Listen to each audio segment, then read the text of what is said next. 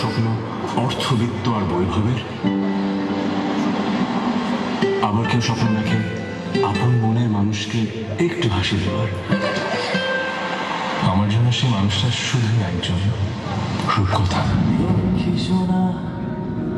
আদর করে দিচ্ছে তোকে লক্ষ চুমুক মায়া ভরা তোর মুখে। ওই মেয়েটা কেমন রে, যার জন্য তোর মেয়ে আজ এত খুশি? যাকে প্রথম দেখি আমি ভালোবেসে ফেলেছিলাম। তোমাকে এমন একটা কথা বলবো যেটা জীবনে কাউকে কখনোই বলা হয়নি। আমিও তো actually I am in love. রূপকথা তুই তো আমারই জীবনের চেয়ে আরো দামি। I never lose. আমার জীবনে আমি যা যা চেয়েছি তা তাই পেয়েছি। হয় অর্জন করেছি, নয়তো ছিনিয়ে এনেছি। আমি ওর কারো জীবন ধ্বংস হতে দেব না, আর আমিও আমার ক্যারিয়ার কোনোভাবে নষ্ট করব না। আপনি ওর মায়ের জায়গায় নিতে পারেন না।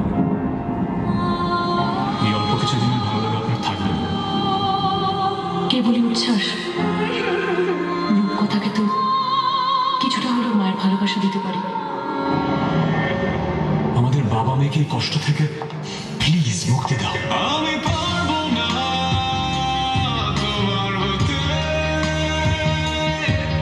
আমি পারবো না তোমার পৃথিবীর কেউ এই মানুষটার ভালোবাসা ডিজার্ভ করে না।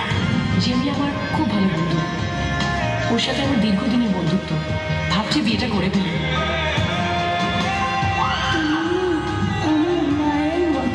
আমি তো কাউকে ভালোই বাসতে পারি না। ভুলে যাবো কিন্তু কেন?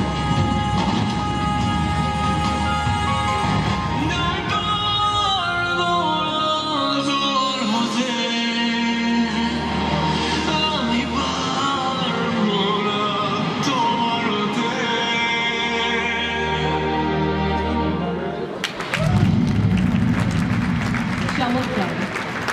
আমরা প্রথমেই তাহসান এবং তারপর মোস্তফা কামাল রাজকে বলবো তার অনুভূতি ব্যক্ত করার জন্য।